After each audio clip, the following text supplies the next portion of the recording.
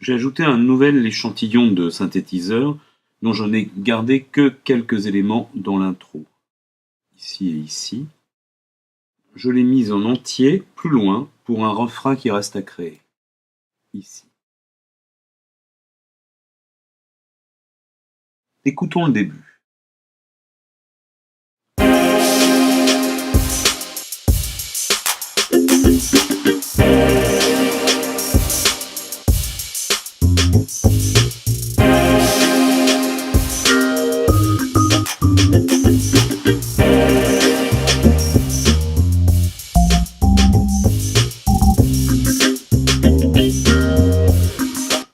Bien. Les éléments s'imbriquent bien, mais je trouve qu'il manque un élément plus continu pour lier l'ensemble des sons. Je vais importer pour cela un échantillon de synthétiseur faisant entendre une suite d'accords dans un débit assez rapide.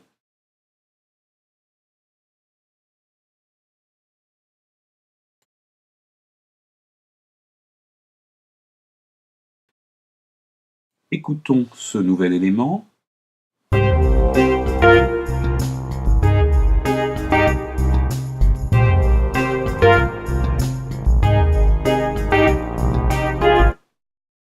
Je pense qu'il va parfaitement convenir à mon propos.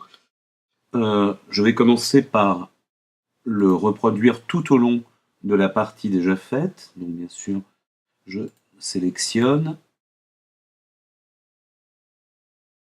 Comme on a maintenant souvent eu l'occasion de le faire, et je le reproduis, donc K et CTRL-V.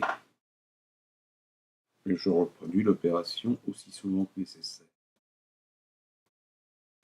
Maintenant, je ne vais pas le laisser comme ça en l'état, je vais créer un crescendo de façon à faire apparaître progressivement cette rythmique pendant l'introduction et pendant le premier couplet. Donc pour cela, je vais prendre bien sûr l'outil volume.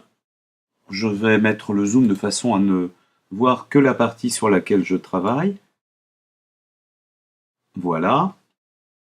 Donc, on crée sur chaque échantillon 2 points, un au début, un à la fin.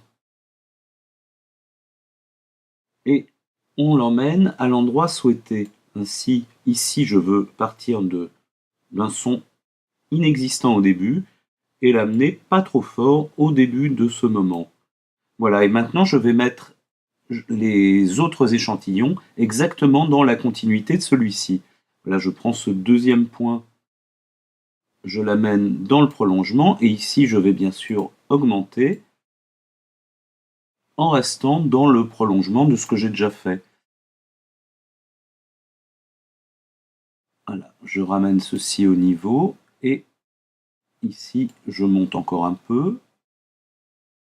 Ici, je ramène au niveau, et là, j'amène au maximum. Voilà, j'ai créé ici mon effet de crescendo, je vais l'égaliser un peu. Ici, je descends un peu de façon à avoir quelque chose de plus rectiligne, ici également. Et encore un peu ici.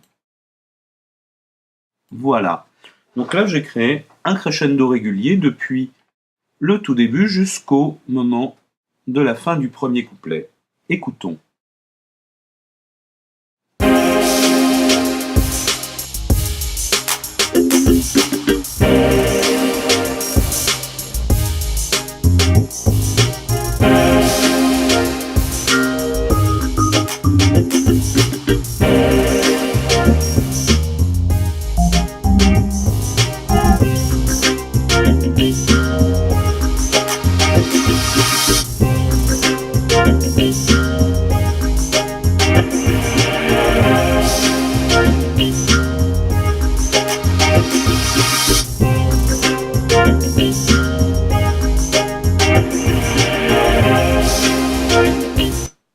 Bien.